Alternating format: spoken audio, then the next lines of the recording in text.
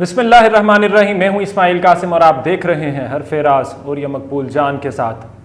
سعودی عربیہ نے سیڈو، ایک United nations convention ہے خواتین کے متعلق، اس کو ریجیکٹ کر دیا.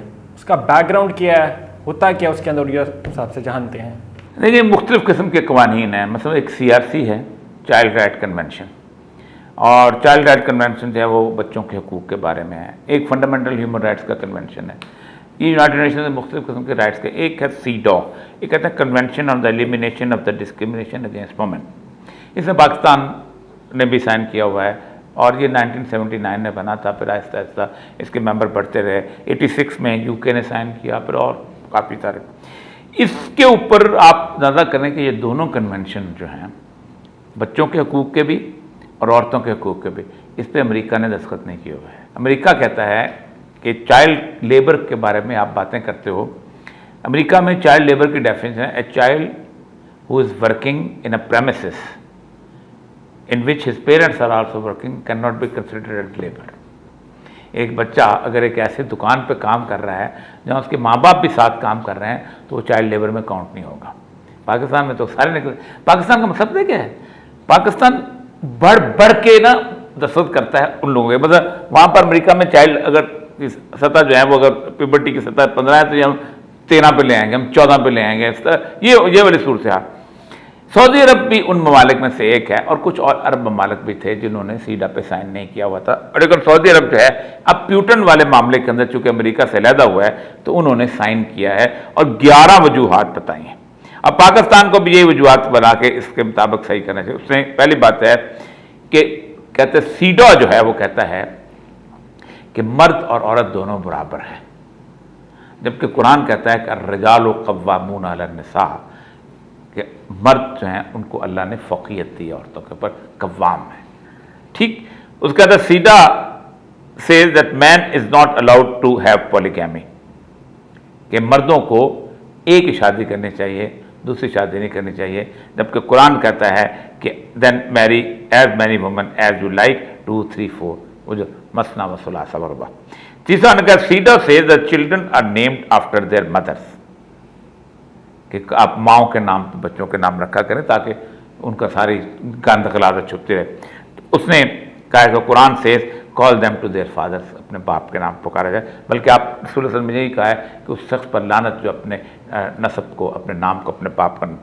پھر چوتھا نے کہا سیدھا says there is no waiting period for a woman and the Quran says and divorced women wait 3 readings by themselves.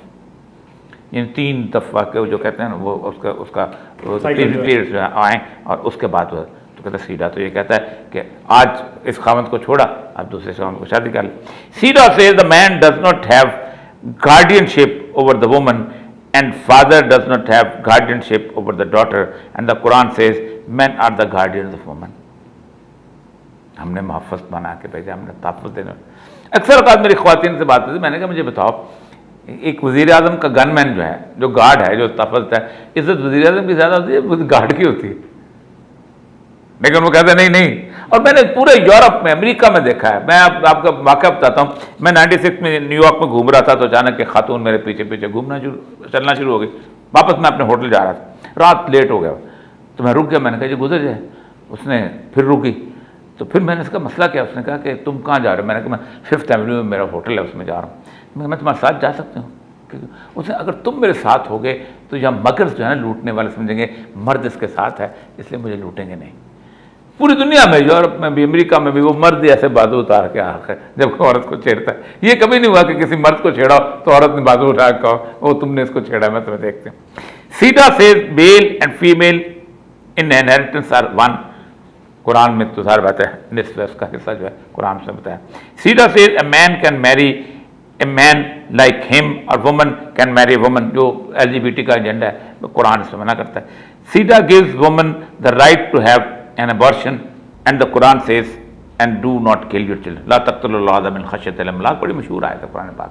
Abortion کے اوپر ابھی سپریم کورٹ نے باقاعدہ فیصلہ کیا ہے کہ we cannot allow abortion. یعنی کرسچینٹی بھی دنیا کے تمام ریلیجن جو ہیں اس کے اوپر رائٹ کرتے ہیں. ایون میڈیکل سائنس کے اندر بھی وہ کہتے ہیں کہ اگر ایک بچہ جو ہے وہ اس کی پرورش اس لیول پہ ہو جائے تو آپ اس کو اوارڈ نہیں کر سکتے. لیکن اس CEDAW does not criminalize sexual relationship outside the marriage. مطلب شادی کے بعد علاوہ اگر آپ کوئی تعلقات رکھتے ہیں جسے ہم زنا کہتے ہیں اس کے جب قرآن میں تو اس سے 100 کوڑے ہیں, اور اگر شادی شدہ کرتا ہے تو اس کو سنسار کرنا ہے. سیڈا سیز a woman is bound to home so ever she wants, separates whenever she wants and reconnects whenever she wants. کہ ایک عورت جو ہے وہ جب چاہے چھوڑ سکتی ہے کسی اپنے بندے کو اور جب چاہے ریکنیکٹ کر سکے دوبارہ, جبکہ اسلام میں اس کی بہت مختلف شرائط ہیں.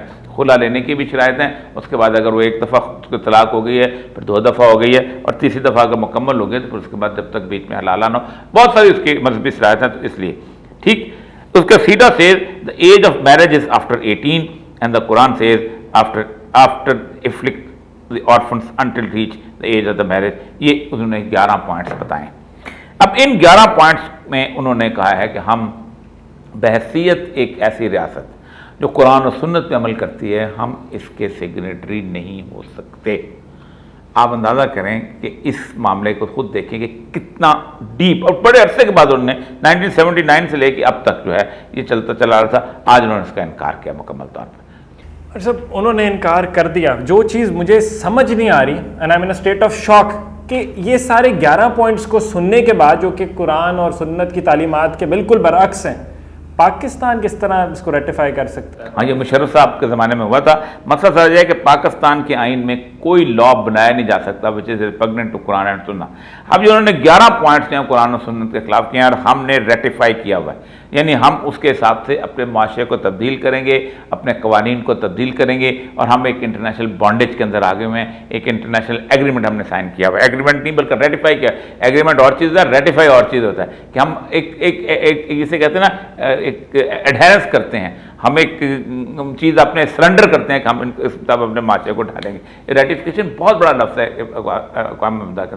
آپ مانتے ہیں تو ٹھیک ہے, ایگزیکٹلی ہم مان لیتے ہیں, لیکن ریٹیفائی کرنا جو ہے یہ اس اگلی سٹیج ہے کہ ہم اس کے مطابق اپنے قوانین کو, اب یا تو آئین کی کتاب پھاڑ کے پھینک دو یا پھر سیڈا کو باہر پھینک دو. کوئی ایک چیز رہ سکتی ہے, 2 چیزیں نہیں رہ سکتی. پاکستان کے اندر 470 سے زیادہ قوانین ایسے ہیں کہ جن کے اوپر باقاعدہ اسلامی نظریاتی کونسل کی ریکمنڈیشنز آ چکی ہوئی ہیں, لیکن آج تک اسمبلی میں پیش نہیں ہوئی کہ ان کو ٹھیک کرنا ہے. پاکستان کے اندر بے شمار ایسے قانون ہیں. مطلب یہ جو ہمارا جو 1961 کا مسلم فیملی لا ہے, یہ ٹوٹل کمپلیٹلی اسلام کے اگینسٹ ہے, اور کوئی نہیں بولا. مولانا مفتی محمود جیسا بندہ نہیں بولا, وہاں پر اسمبلی کے اندر ہوتا تھا, ایوب خان کی اسمبلی کے اندر موجود تھا, کوئی نہیں بولا. اور وہ جو ایک پتہ نہیں کیا نام تھا ان کا, ڈاکٹر فضل الرحمان تھے جو ایوب خان لے کے آئے ہوئے تھے, جیسے پرویز تھا ہمارے ہاں, یا جیسے آج کل کے جاوید غامدی صاحب ہیں, ویسے طرح کی سوچ رکھتے تو انہوں نے وہ بنوایا تھا. انہوں نے اس کے بعد تو چل ہے نا. آپ کے ابھی جو فیملی آرڈیننس ہیں جو آپ نے امینڈمنٹس کیے ہیں مکمل اسلام کے اگینسٹ ہیں. آپ اسلام کے اندر رسول اکرم صلی اللہ علیہ وسلم نے فرمایا کہ اگر ایک شخص جو ہے اس کو یہ ہو گیا کہ اس کے بیٹے کو قتل کیا ہے اور اس کو کہا گیا کہ اس کو قصاص میں قتل کر دیا جائے, تو محمد رسول اللہ صلی اللہ علیہ وسلم کو بھی اختیار نہیں کہ اس کا پھانسی یا اس کا قتل معاف کر سکے. سوائے اختیار کس کو ہے؟ اس کے ولی کو. محمد رسول اللہ اس کو اختیار نہیں معاف کرتے. یہاں صدر پاکستان کو اختیار ہے جتنے لوگوں کو چاہے معاف کر سکے, جب چاہے معاف کر سکے پارڈن کا. تو پاکستان کا کانسٹیٹیوشن اگر کوئی کہتا ہے کہ اسلامی ہے تو غلط ہے. ہم ایک عجیب و غریب قسم کی ڈائکاٹمی, عجیب و غریب قسم کی صورتحال کے اندر. تو مذہبی جماعتوں کی خاموشی, مذہبی جماعتیں دیکھیں نا کیسا خاموش ہوئے. ایل جی بی یہ جو بل آیا ٹرانسجینڈر بل, اس میں پتہ ہی نہیں چلا ان کو ان کے ساتھ ہو کیا گیا ہے. پتہ نہیں. اب یہ بڑا امپورٹنٹ سوال ہے کہ ان کو پتہ ہی نہیں چلتا کہ ان کے ساتھ کیا ہو گیا, یا ان کی منافقت ہے اور انٹینشنلی پتہ ہوتا ہے لیکن ان کے جو مفاد ہیں وہ کہیں اور, ویسٹڈ انٹرسٹ جس کو کہتے ہیں, ڈیپ پاکٹس جس کو کہتے ہیں, وہ والی باتیں ہیں. اور طرف ڈیبیٹ نکل جائے گی. لیکن گڈ انف بڑی شاکنگ سی آپ نے ساری سٹوری سنی ہوگی, تو کامنٹ سیکشن میں ہمیں آگاہ کیجیے کہ what do you think about it. آج کے لیے اتنا ہی. میں ہوں اسماعیل قاسم, مجھے اجازت دیجیے. انٹل نیکسٹ ٹائم جی, اللہ حافظ.